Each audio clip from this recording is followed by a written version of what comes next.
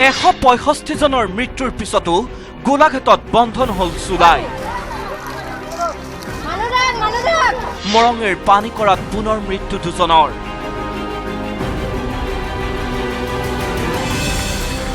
কিন্তু চুলাইৰ অবৈধ বেহাৰোধত চূড়ান্ত ব্যৰ্থ। গোলাঘাটৰ উপায়ুক্তই নিজৰ ব্যৰ্থতা থাকিবলৈ ঘোষণা কৰিলে মৰঙেৰ পানীকৰাত মৃত্যু হোৱা দুজন লোকৰ চুলাই খোৱাৰ বাবে মৃত্যু হোৱা নাই।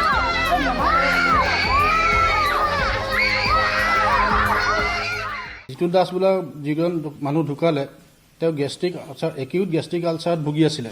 ৰাতুল হাজৰিকা ওৰফে দাস তেওঁ মানে বহুত দিনৰ পৰা টিবিত ভুগি আছিলে। টিবি মেডিচাইন তেওঁ নলয় কাৰণে দুৰ্বল হৈ আৰু তেওঁ অলপ দিন মদ খাবলৈ এৰাৰ কাৰণে তেওঁ উইড্ৰয়েল চিণ্ড্ৰমে দেখা দিছিলে। এজন মানুহ দণ্ডী দাস যিজন হস্পিটেলাইজ হৈ আছে তেওঁ আগতে বহুত ডাঙৰ বেমাৰত ভুগি আছিলে। তেওঁ ইকিজন মানুহ মৰা দেখি তেওঁ ভয়তে অলপ অসুস্থ হৈ পৰাৰ কাৰণে তেওঁক হস্পিটেলত ভৰ্তি কৰা হ'ল। উপায়ুক্তৰ এই ঘোষণাৰ পিছতে জাঙুৰ খাই উঠিছে পানীকৰা গাঁৱৰ এইসকল মহিলা। গাঁওবাসীৰ দাবী, মৃত্যুৰ পূৰ্বে চুলাই খোৱাৰ কথা নিজে স্বীকাৰ কৰিছিল জিতুৱা দাস আৰু ৰাতুল দাসে। উপায়ুক্তই নিজৰ ব্যৰ্থতা ঢাকিবলৈহে কৰিছে এনে মন্তব্য।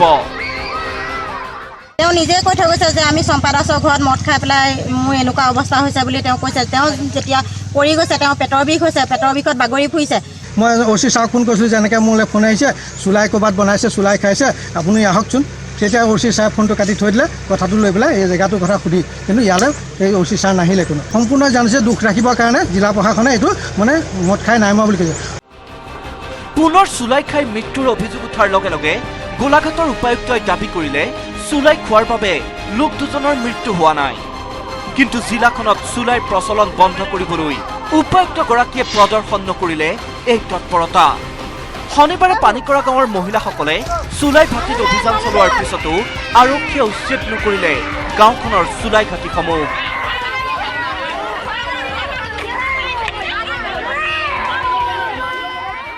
চুলাই মদ বনাই আছে, চুলাই খাই আছে, মানুহ মৰি আছে। পুলিচ প্ৰশাসনক যেতিয়া লগ ধৰে যে মদ খোৱা মানুহ গ'লে, মদ বিকা মানুহ গ'লে যাওঁ বলক, ক'ত মদ বিকিছে আপোনালোকে দেখুৱাই দিওঁ। কিন্তু ৰাইজ যায়, কিন্তু প্ৰশাসন নাযায়। প্ৰশাসন পিছফালে মোবাইলত ব্যস্ত হৈ দেখায়। তেতিয়া ইয়াৰ পৰাই স্পষ্ট হয় অবৈধ সুৰাৰ বেহা ৰোধৰ বাবে কিমান দায়বদ্ধ গোলাঘাটৰ উপায়ুক্ত আৰক্ষী অধীক্ষক।